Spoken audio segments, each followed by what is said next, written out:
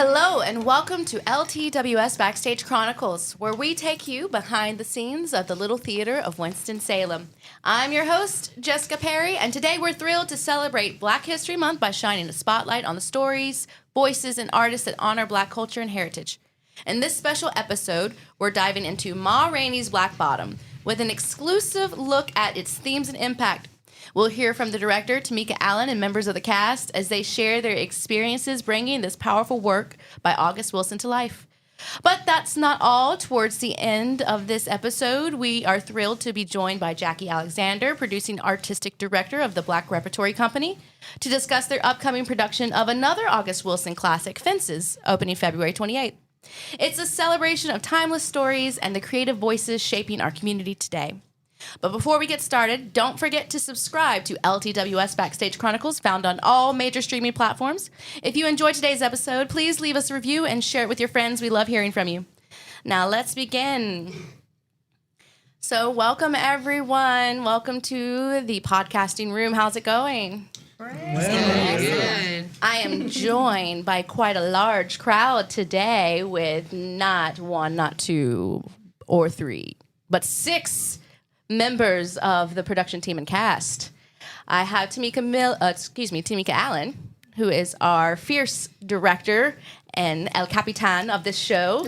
Thank you. And I'll just let everybody go around and introduce yourselves and who you're playing in this show. If you want to go ahead and start. Hi guys, I'm Marion Price. I'll be playing Sylvester. Alrighty, my name is Kelvin Register, and I'm playing Slow Drag. I'm Reagan Haley, and I play Ma Rainey. Todd Porter, I play Levy. Lindsay J. Brown, and I will be Dusty May. All right. So about how far have we gotten into the rehearsal process so far? We've pretty much, and I'm Tomeka Allen, the director, we've pretty much completed almost every scene as far as blocking. So these guys are making some wonderful explorations with the script, and I don't know, it's really coming together beautifully, I think. So y'all got to be in it for a bit. You've got to fill out your character some, kind of getting to know how these characters relate to one another. How is that affecting you guys' relationship with one another outside of the play? Are you finding connections in with one another through maybe having to act with one another on stage? Is your characters coming to life in real life as well? Yeah, I think I really connect with my character. The more that I read the script, watch the movie, I find so many similarities, and I find my day-to-day life being Levy. So just so I can move that character to practice, I try to be him within my daily life. So, and then I find connections with other people who are living in their role, and we have a lot of commonalities. You know, And Levy's a character that's kind of like lived a kind of hard, very traumatic tough life in a lot of ways. Yes. That's got to be kind of challenging as an actor to carry that weight. Yes. Like with you as well. Yes, he's been through a lot, but he's very ambitious as well. So it's very encouraging to other people. You know, just my goal is to have my own band one day and make me some records. So just translate that confidence and have your own into everyday life, you know, can be inspiring. It's not always about the downtimes, but it's about what he sees in himself in the future. Life imitating art. Yes, ma'am. Yes. So you guys having like playful moments in the rehearsal rooms. How many of you have had an opportunity to work together before this production? And you guys can just speak whenever you feel like speaking. This is very conversational. No worries. Just get into it when you feel like it. I have worked with Tomeka Allen on quite a few projects. We did Raisin in the Sun last year. Yes. And then we have a film out on Tubi, Peacock, and Amazon Prime, Bloodline of the Jewel, written by Evan Gibson. Check it out. It's really nice. So I've worked with her quite a few times. Yeah, little shameless plug, sorry. I'll allow it. But this is my first time working with these actors. I can say that I have seen a few of them in shows. So I've seen Todd perform before, very excellent. To the point where when they brought the cast together, I kept saying, "Where do I know him from?" Because I had seen his work previously. So, yeah. Yeah, I've worked with Lindsay and Todd as well. Last year, I met him. He was working on a film, Glistening in the Sun. That's also on 2B Peacock. And Lindsay and I are part of the same production company, I Inspire Productions, headed by me. I think it's my first time working with everyone else. Yeah, this is my first time working with everyone else, but it doesn't feel like it. I don't know if that's the experience for everybody else, but it feels like we've kind of gelled together really quickly and been able to. I didn't say my name, but I'm Reagan. I'm playing Ma, and it just feels like we just kind of gelled together, kind of learned each other pretty quick, and we're still getting through that process of learning each other throughout ourselves and it's in our characters, being able to kind of listen to one another and kind of be able to balance that to be able to kind of bring our characters fully to life. So tell us a little bit about your characters. To my left is Arian, who is playing Sylvester, Ma's nephew. Tell us a little bit about Sylvester. So yeah, like you said, Sylvester is Ma's nephew. She takes him along her trip for the recording studio session that she's getting ready to make. Shows him the rope and stuff. He travels with Ma as well as Dusty May, and you know he has ambitions kind of similar to Ma, but the thing about him is he has a speech impediment. He stutters when he speaks. So he kind of gets picked on because of it, but he doesn't allow it to stop him from becoming the best that he can be. He doesn't give up, and I think that that's something that he definitely learns and picks up from Ma. So I'm definitely having a lot of fun with this character. So I have to ask, because I was in a production of Shrek the Musical, and I had to play one of Three Little Pigs, and I developed a snort for that character that has never left me. Occasionally I'll laugh and it'll just come out. Now I'm curious because you said your character has a speech impediment. Is that something that you can easily drop, or do you find it's like now implementing its way into your conversation? Every now and then it comes up and I'm like, oh gosh, that's Sylvester trying to sneak out, and I have to stop myself and get my groundings back and, take my time. It's not easy. I was sitting there wondering, I was like, because I know that's really hard. It has never gone, and that was, oh gosh, like 5+ years ago. And now it's just a part of my personality. So it could be something. This Sylvester could follow you for the rest of your life. It's kind of nice, though. You just carry a little piece of each show you do with you. Yeah. And as an actor, like a little piece of each character that you play probably, carries with you as well. Kelvin, you play Slow Drag in this production. Tell us a little bit about Slow Drag. Well, Slow Drag is the bass player of the band, Ma's band, to be specific, Levy. But I enjoy playing Slow Drag because we relate and connect to our characters every day, and Slow Drag I feel like is very relatable. He's empathetic, he loves music, and he's a businessman, so I really enjoy playing and learning him and just growing with the cast. Yeah. So you do play instruments too, as well, though. I do touch them when I get the chance. Yeah. I do touch but them. you said you haven't played the bass before? No, I'm learning right now as we speak. So Which you wouldn't know if you heard him fiddling with the bass, because he sounds like he's been playing it for a while. Well, he was playing it the other day, and I was like, huh? He's like, no, I don't play. Oh, okay. I was. Some people just got it like that. Yeah. I love it though. How many instruments do you play?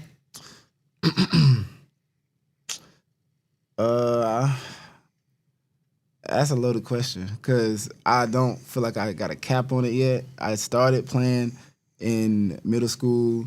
I found a clarinet, stuck to it, and then I just got attracted to all different types of instruments, everyone that I could, get in contact with. So it's the number is going right now. So I'm just. So you're just a fan of music? Yeah. Oh wow! Yeah. Oh. He auditioned on the keys, so. Oh, really? Yeah. See, funny story. I was off pitch the first time, so I was like, "Is that a piano? Can I use that real quick?" So I ended up singing a little bit better when I got on the piano. So but yeah. At least one. The definite one. Such talent in this cast. Just multitudes of talent, not just acting, but just layered with so many other special skills.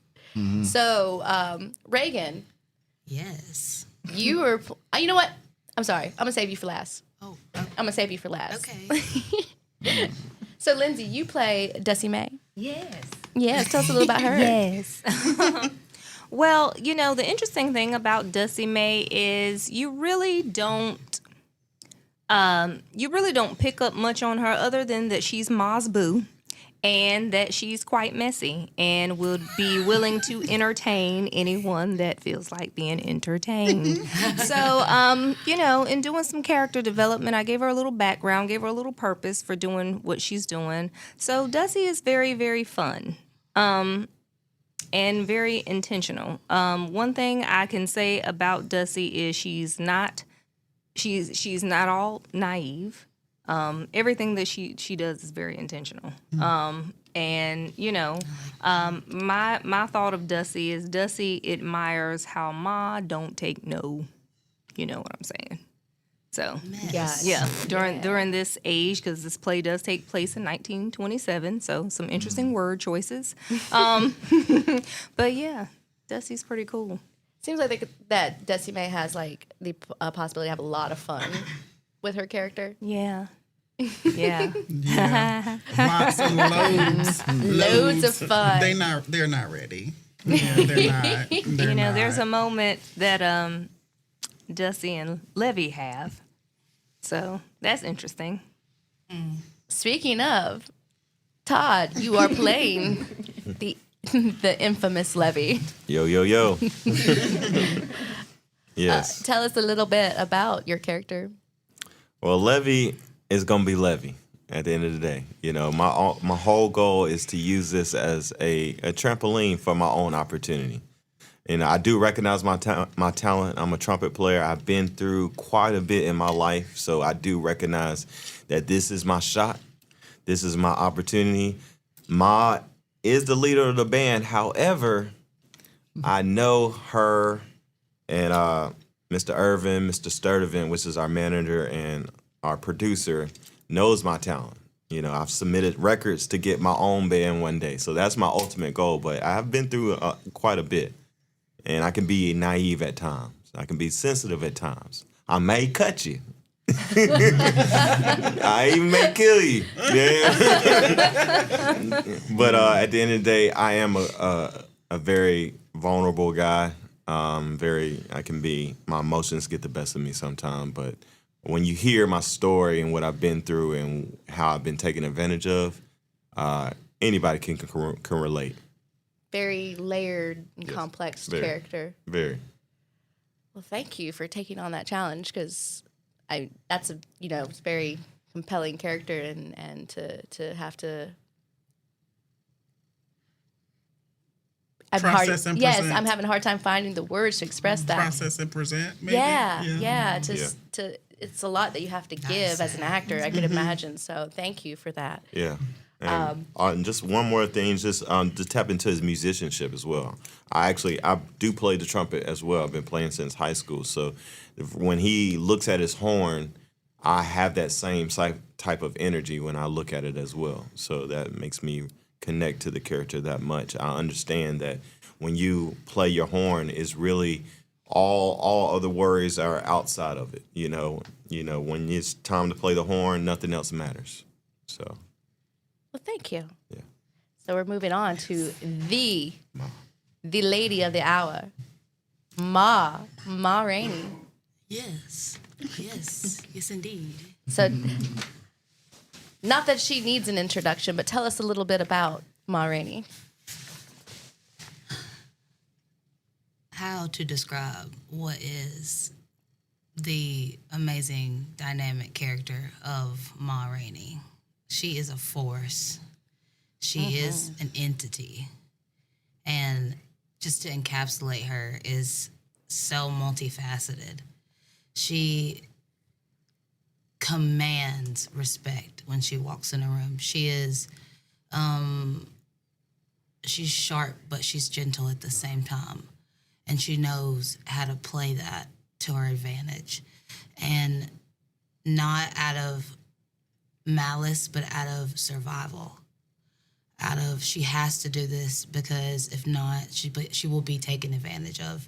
It's about controlling the narrative as you have to, as you see fit, because it's what you need to do in order to get through, in order to kind of make sure that your story is heard, in order to so someone else can't retell it for you in the way that they see fit. Whether it be, and I think the best part about Ma is that as a Black woman, I can relate to her being, through the intersectionality piece of that she's a woman and she's Black, and she's also, because in the story you have the white men coming through who are persecuting her and trying to stifle her voice, and then you have Levy and the members of the band who are trying to kind of cause issues and things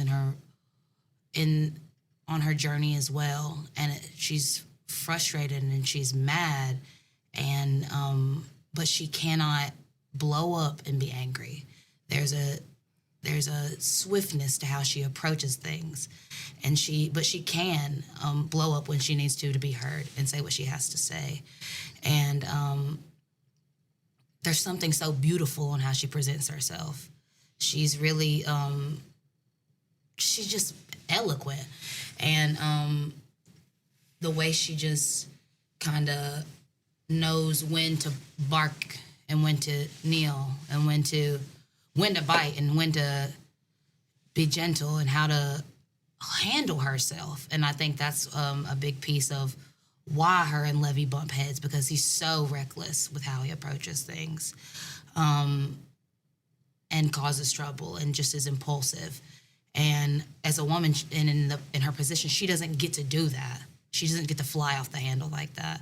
She doesn't get to approach situations like that. She doesn't have that freedom. She doesn't have that ability. She doesn't have that in her nature to be able to do that. She has this kind of this control in her.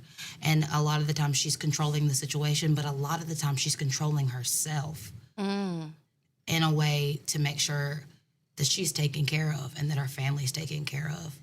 And being able to find that within myself, to be able to put that into the character, has been nothing short of a challenge. But I also feel like it's a privilege to be able to figure out what that looks like and how to find it and put it into the role and get to work with everybody to kind of bring the show to life. I just love her character so much because she's so strong and she's so fierce. But as you said, she has this soft side to her because she cares so much about her family and taking care of those that she cares about. But she also kind of strikes me as someone that can be a little bit set in her ways as well. But also because she had to fight for everything that she had. And like you said, she's spent how much of her career having to fight to have things her way. I can imagine like when someone like Levy comes in and is trying to shake everything up and change things. Like, no. Like, how dare you mess up everything I work for? You young guy coming in here and like disrespectfully, how dare you? Like, speaking of, okay, who is the most favorite character? Like character, not actor. Okay, just want to separate that. As one character about another character, who's like the least favorite character in the group? The most favorite and the least favorite. Okay, I would say Toledo is the least favorite, only because his character is set up. His character is set up to be like kind of a know-it-all. But there's moments that I feel like Levy can be kind of the least favorite as well, or the most favorite. So that would be Dusty's favorite and least favorite, perhaps. Yeah, I think Dusty might have a problem with Sylvester just a little just a little bit, because Dusty kind of doesn't like to compete for Ma's attention. So, you know, with Sylvester getting an opportunity to not only get to sing on it, or his voice to be on the record, but Sylvester also gets paid. And Dusty has to kind of charm her way to try to get some shoes from Ma. And I'm just like, how is it that he gets... And Sylvester was allowed to drive Ma's car, too. Shoes is an interesting theme in this play. Yeah. Dusty's deep. Yeah. She's Yes. deep. So everybody else, just if you like randomly, do you have any where you know, oh, my character really finds this other character annoying, or my character really loves this character? I mean, besides me looking at Dusty May all the time, she will be one of my characters. I mean, I really have a interest in Mr. Sturdivant. I mean, he's the producer. I mean, that's my end goal. I like everybody in the band, but I took my time writing these songs. I worked hard, you know, submitting these songs to Mr. Sturdivant to give me my own shot, and he only pays me $5 and tells me to just keep on moving because he don't think it's fit. So I'm like, dude, you know, this is it. But he sees my worth at the end of it. But that's who I'm pushing for, Mr. Sturdivant, to get on my good side. Does anybody have any favorite moments from this show? Favorite scenes, either that you like watching or like being in, or like how things are kind of creating themselves, or fun opportunities to play, maybe the physicality in the moments, or the music. My favorite is any time Sylvester stands up for himself. Like, I really like that. Although he has like his speech is something that he can sometimes shy about, he does not let it hold him back in the moment. He will stick up for himself no matter what. And I just like how that presents itself for him. Like, yeah, so what? And I like that. He just stands firm on that throughout the entire show. I like when the actors discover things and it's like a aha moment. I love the light that I see when they're working and they're like, oh my God, you know, and then they start tapping into it. That's what gets me. So I have a lot of moments that I love about this play, and they're like, when they're excited, I'm excited. That's what makes me happy about it. So it's hard to just put it into one thing or one person or one happening. It's a lot of moments that bring me joy. And with her bringing, well, I'm glad she said that, because it's a lot of energy that we get from Miss Tomeka every day. You know, this is sort of like, I'm new to this, you know, I'm really trying to do the best I can to bring this character to life. And she allows us the freedom to, you know, really, you know, bring the best out of the character. Like, she likes to say, you know, give me everything so I can bring you down, you know. So don't give me little, give me everything so we can build from that. So I love the creative freedom she allows us. She gives us to work the character to our maximum potential. If we got to scream, yell, cry, cuss, you know, do everything, all the feels, all the emotions, you know, is to get the best product. So what makes this story so powerful? I know that this is going to be a play that people are coming, they're going to feel things when they see it. They're going to leave and they're going to be talking about it. So what makes this play so powerful, you think? I think it's powerful because it mirrors a hunger that we all have in the world. Like, we're all searching for something, you know, that we're willing to give up everything for. And it's like, it creates a prison for us. Then that's what I believe the characters in this play, I believe that they're all hungry for something. If it's freedom, financial freedom, if it's freedom to be recognized, freedom of respect, and freedom of just whatever it is, greed, you know, wanting to, who can I take advantage of next. Whatever it is that they are into, it's like everyone's imprisoned or behind bars behind it. It's like they'll do whatever just to get what they feel they deserve. So I feel like that's what we do. It's so many things that we want, and it kind of like takes over us, And so that's one of the things that those are some of the things that I wanted to highlight in the play. Just that we're all in this beautiful prison, reaching for something, hungry for something, and just really just trying to get a piece of what we desire so much by any means necessary for some people. Can I add to that? What'd you say now? I said, can I add to that? Sure. I feel like another piece also that will bring people in is you can see some of yourself in every single character in this show. Whether it be Decimé wanting to find and maintain and hold on to something to feel like that secureness, how she feels through Ma, or what trying to maintain through Levy, or that ambition that Levy feels, or that shyness but bravery that Sylvester busts through with, or the loyalty that Cutler shows, or the wiseness that Toledo shows. Every single thing, whether you feel it for a moment or throughout the entire production, you can see something of yourself reflected back through it. And I think that's also, you just feel something. Yeah. You feel something throughout the whole time you're watching the show. Well, what I love about these characters, and I think that August Wilson does a really good job, is that he writes these characters with lots of layers and complexities. And so you see them, and if they're doing something that you don't necessarily agree with, or they're not necessarily the most likable character, it's because they got that way somehow.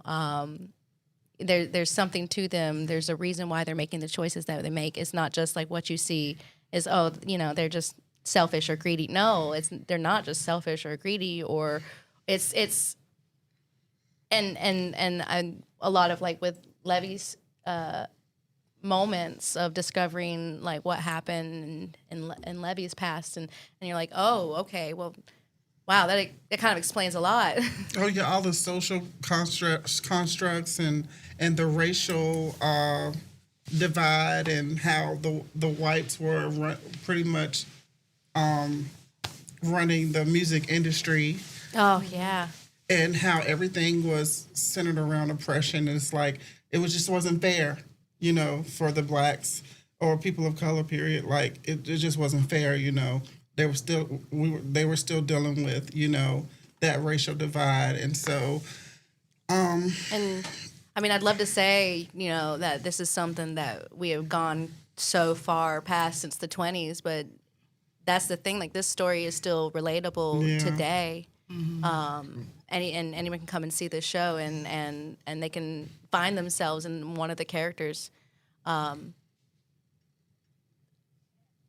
Hopefully not Levy. No. but I understand it though. We all identify with the hunger that he has, and maybe not the past. That our past may not be as. What's the word? Horrendous. Heavy. Yeah. He's got a heavy past. Yeah. But because of the oppression, we're all affected by it, and, we're moving as much as we can within it, within these constructs, and that's what they're doing, and that's why Ma's in control when she walks into that studio, because she can't control anything else, And she's going to make sure that... that's the place that she has control. Then Levy, he really wants that recognition because he knows the value that he has. And he just, this is his way of fighting back. He's not going to give up. And, just for each character, it's like they're moving the best that they can, the best that they can within what the world is giving them right there. Those just... evil hierarchies that were existing, it's just you do the best that you can to survive and to get what you want. Yeah, and I think, and not just like the Black community, but a lot of people can also relate to just trying to make the best that we can, and the evil hierarchies have just shifted and changed over the decades and stuff, and like it's just this. Well, this is just a beautiful show, and it's very relatable to anybody who comes and sees it. And Yeah. I'm really, really excited to see this production. Let alone the story, but let's just talk about like the costumes, and it are amazing. Frenchie has done, just from what I've seen with the promotional photos, she's done an amazing job. I can't wait to see how they grow and culminate as the production opens. And I know the set is going to be fabulous, and it's going to be beautiful, set in the 20s. It's just going to be just aesthetically beautiful, as well as profound and pulls at your heartstrings. So I'm personally really, really excited to see this show, which opens February 14th, runs for 2 weekends at the Haynes Brands Theater. If going to transition a little bit, let the actors go in just a moment so we can bring in Jackie Alexander to join us and talk about another August Wilson production of Fences. But before you go, is there any last words that anybody would like to share? Anything you would like the audience to take away from this production? Any shout outs you randomly want to just give to a friend? I'm open. I just encourage, everybody to bring your family, just because this is history. This is, our culture. This is a definition of real issues that still carry to this day. Yes, the language can get a little out there and it can get a little crude sometimes, but the message is what's really important. And I really encourage family, friends, black, white, red, yellow, purple, come out, because you will find some type of connection in this play and you'll leave some type of emotion. Either you're mad at me, you're happy, you're crying, you're laughing, you're going to feel all the feels. So definitely check us out. Bring your tissues. Bring your tissues. Be prepared to laugh. Be prepared to cry. Just everything. The whole range of emotions. Yes. It's going to touch everything. Oh, yeah. I'm just really thankful to be a part of a production of celebrating Black history while we're actively becoming Black history. Ooh. I just got chills when she said that. Sorry. Oh, yeah. That was beautiful. Thank you. Well, thank you all so much. I'm going to keep Tomeka here as we bring in Jackie. I appreciate all of you coming in and sharing your insights and perspectives with us, and sharing a little bit about your characters and what you do in this production. I can't wait to see it. Thank you. Thank you. Thank you. for Thank having you. Thank you for having us. So as they leave, we're going to welcome Jackie into the studio. See you later. All right. Hello. So 'tis the season for August Wilson, an amazing playwright with lots of things to say and a great voice. Jackie, thank you for joining us. My pleasure. Thanks for having me. Yes. So Jackie is the, let me see if I got this correct. You are the Producing artistic director. artistic director for the Black Repertory Company. But not only that, you are playing the Troy in Fences. The Troy. Taking on the role of Troy wow. Maxim. So should be fun. So from one chair to the other, Yes. or from in the yes. chair to on the stage. It's been last show I did here was 5 years ago, so it's been a while. 6 years ago, 2019 was the last time I was on stage here. So I'm excited to get back. Yes. So we just, I think it was by coincidence. It was by pure coincidence. We both picked August Wilson's shows for this season. What do you think it is about August Wilson that is just, and is especially today, growing increasingly more popular? I think, he's one of the most important American playwrights, period, in the world. And you mentioned the Little Theater's doing Ma Rainey's, we're doing Fences. Our director, Rory Sheriff, who is the executive director of B&S Productions, the founder of B&S Productions in Charlotte, they're doing Joe Turner's Come and Gone. Oh. So there's Wilson after Wilson after Wilson, which is great because, the cycle, he's famous for the Century Cycle, the 10 plays that cover every decade of the 90s, and they're all amazing plays. So the more Wilson we can have, the better. What makes him special? For black actors, he changed the game. For one thing, the roles were deep, meaty. We recognized these people. He kind of turned me on to theater. It was the first play I read, and I was like, "Oh, I hear that in my backyard. This sounds very familiar." It's funny because British actors, when they read Shakespeare, it's like, "Oh, it just flows out." And sometimes, when I was in school, I would struggle and have to stumble when I first started working on Shakespeare. But when I picked up Wilson, it just slid off my tongue. I was like, okay, this is natural. I knew what the next word was going to be. Like learning the lines was easy because the dialogue made sense.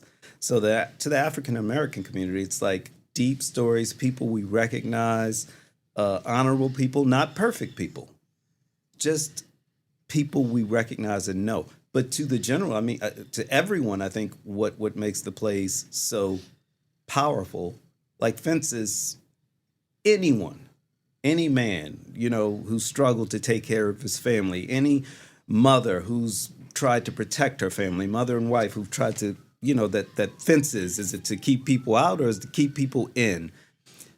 Anyone who sits in the audience will know these people.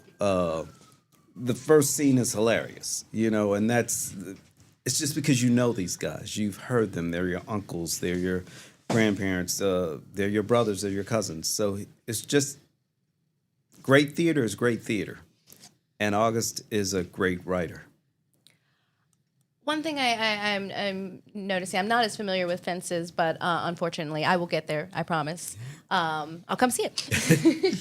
But is that he writes these layered and complex characters, real, relatable characters, and I was going somewhere with this, and then I lost my train of thought. Happens all the time to me.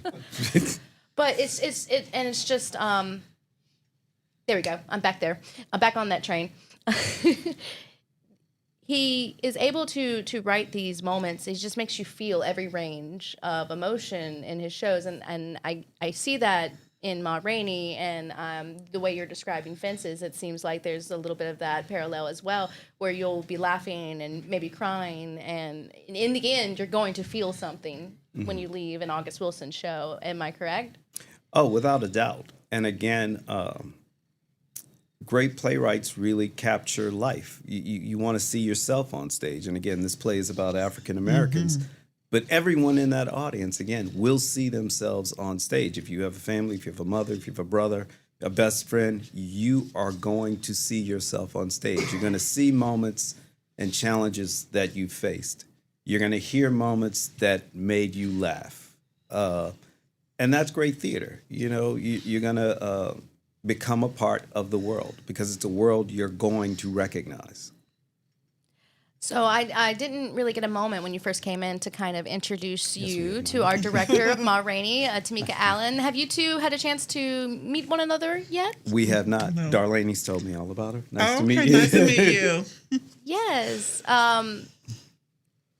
So I'm trying to form the parallels between Ma Rainey and Fences, and since I'm not as familiar with Fences, maybe you can help. If there's any kind of parallels that we can grab.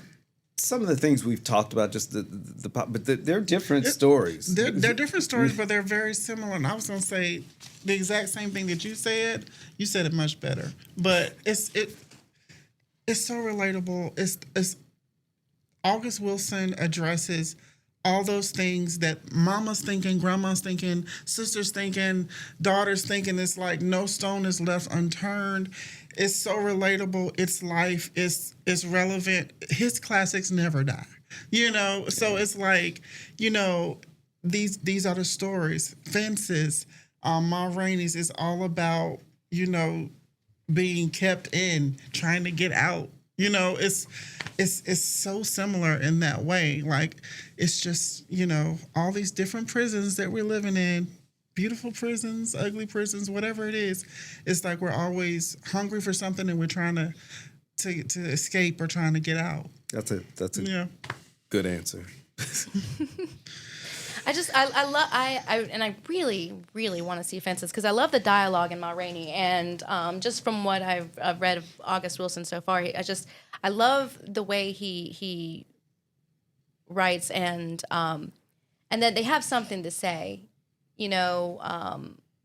They tell you a little bit about life, and they're sharing a little bit about how the world works, and what how they view the world, and how they came to view the world, and it gives you perspective. You're like, oh, I never really thought about it like that, or I never really looked at it from that perspective before, because and while they are all very relatable people, they're people that have lived different lives than necessarily we have, and myself especially, and it's like looking at these characters and listening to their struggles, and we've all had struggles, and you're like, wow, I didn't really think about it like that. I think you'll be surprised when you watch Rose. She won't be different. She's facing different struggles, and Ma Rainey's is the 20s and Fences is the 50s, but what's amazing about it is they're both completely relatable today. Mm-hmm. The same challenges, struggles, you're going to see on stage, even though they're set in the 20s and the 50s. But especially with Fences, you know these people. It's a family. It's a loving family. Troy is a man who takes all the air out of the room. There's just no room for anyone else when he's in a room. And we all know that personality. He's just bigger than life. And he's, he thinks he's doing it from a place of love, but it's not always the best end result. And that happens to us all. We go in with the best intentions, but our way isn't always the right way. We can always, all of us can be a little headstrong. So you'll see people, again, I keep saying that, but I think that's so important, because sometimes we put up this dividing line about, this play is for this, or this play is for this group, or this. But again, good theater is going to cut all those lines, racial, economic. It's going to cut right through them, because when you see a human story on stage, it's going to hit you. Ooh, sorry, I got lost in Jackie speaking. Oh, yeah. such a, you can tell that, oh gosh, yeah. I'm just watching Troy, and I'm like, I'm going to go see. That's going to be very powerful. I'm excited about that. And we've got an amazing cast, all local actors. I want to say everybody's name because they're not here. We've got Maya Brown is playing Rose, amazing. She's a professor at UNCG. Vonnie Bristow is playing Corey. Joe Johnson, who a lot of our audiences will recognize, he was in Phenomenal Woman, was also in Heritage this past summer. He's playing Lions. Hayden Crawford is playing Gabriel. Hayden Crawford. Just great job. And that's such a great character.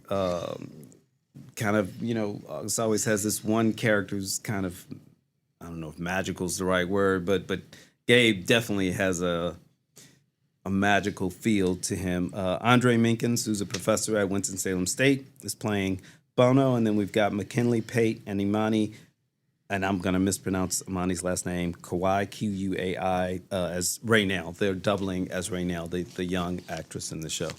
So I'm really excited about the actors, because they brought it. So I can't wait to get in the rehearsal room. And Rory, I wish he was here, because he really studies August Wilson and loves August Wilson. I think they're very close to, BNS is very close to having produced the entire cycle, which is quite an accomplishment. So I'm looking forward to being in the rehearsal room with him. That's going to be amazing. I know Hayden's work, so yeah. So, and I heard a lot of great things about you as well. So, thank you. And Mr. Minkins, okay, yeah, I know him too. Awesome.